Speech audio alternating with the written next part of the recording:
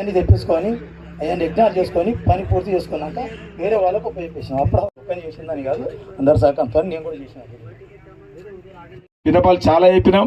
ఇప్పుడు మన కాసల బాలరాజన్న గారు మన కాలాతీతమైంది కాబట్టి నేను ఎక్కువగా మాట్లాడకుండా ఈరోజు 4th క్లాస్ ఎంప్లాయీస్ కాలనీ ఇక్కడ వెలిసింది. యాక్చువల్గా ఏంటంటే ఈ అటెండర్కు పత్రికా విలేకరులకు మరియు కోయగుట్ట వాసులందరికీ కూడా మీ పైసలు అవసరం లేదని చెప్పి మరి ఆయన ఇవ్వడం, రాజేష్ ఆయన ఇవ్వడం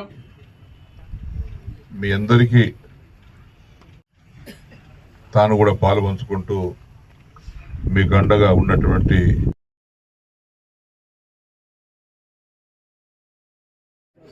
మా తరపున చేయాల్సినవి చేస్తాం. మీరు కూడా అందరూ కూడా ఐక్యంగా ఉండండి.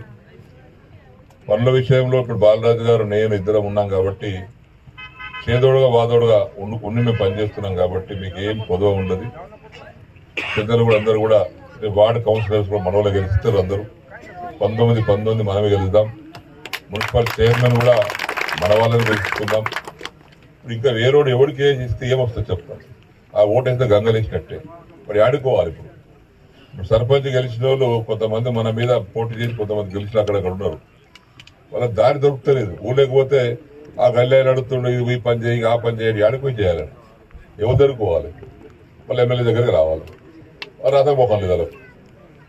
సో ఆ పరిస్థితి వచ్చినప్పుడు ఇక్కడ మన దగ్గర చైర్మన్ మనోడే, వార్డు కౌన్సిలర్ మనోడే, అందరు మనోడు ఉంటే ఏమైందంటే ఇంకా పనులు మనం అనుకున్న వార్డు కౌన్సిలర్ ఇప్పుడు ఆవు దగ్గరికి లేక వస్తుంది. ఆవుకు పుట్టిన లేక ఆవు దగ్గరికి వస్తుంది. ఆవు లేక దగ్గరికి వస్తుంది. వేరే ఆవుకు వేరే లేక దగ్గరికి వస్తుందా? రాదు. తంతది తనకు పైన లేగని రాదు.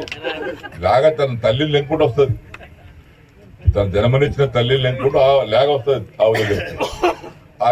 ఆవు కుట్టను కూడా రాడు లేక రాదు అది. కాబట్టి అంతా మనోలే ఉండాలి. మీరు ఎవరు పెట్టుకుంటారనేది ఇంతకుముందు పేర్లు వచ్చినాయి. కొన్ని మంచి వ్యక్తిని పెట్టుకోండి.